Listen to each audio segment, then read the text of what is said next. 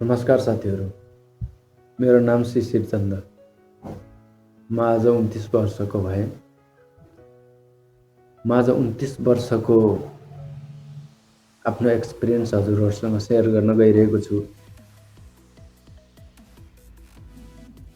र मैले यो 29 वर्षसम्म जिउँदाखेरि धेरै सङ्गत गरेँ, धेरै सङ्गतको पछि लागेँ, धेरै साथीभाइहरूसँग घुमेँ, डुलेँ, तर भविष्यको चिन्ता गरेन। त्यसैले आज मैले त्यसको चाहिँ केही सजाय भोगिरहेको छु।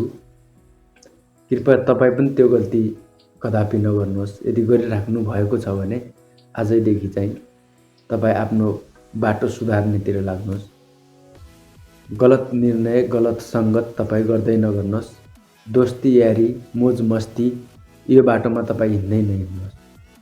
तपाईँ केही गोल बनाउनुहोस्, केही चाहिँ आफ्ना भविष्यका केही बाटाहरू सोच्नुहोस् र अगाडि बढ्नुहोस्। र तपाईलाई थाहै छ आज दुनियाँमा पैसाभन्दा ठुलो केही पनि छैन। त्यसैले भोलि केही समस्या आयो भने समस्याले तपाईको दोस्ती, यारी, तपाईको मोज मस्ती हेर्ने छैन। समस्याले त केवल तपाईको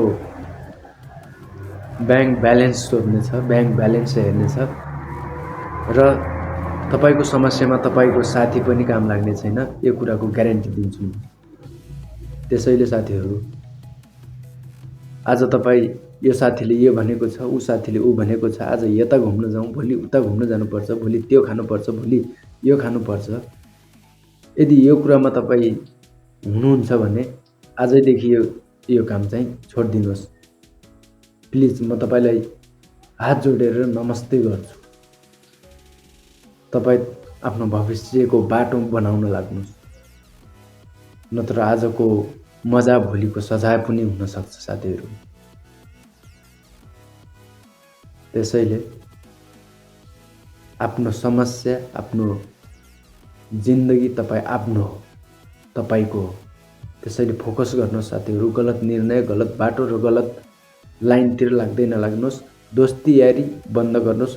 आजैबाट भविष्यको चिन्ता गर्न सुरु गर्नुहोस्, सोच्न सुरु गर्नुहोस्।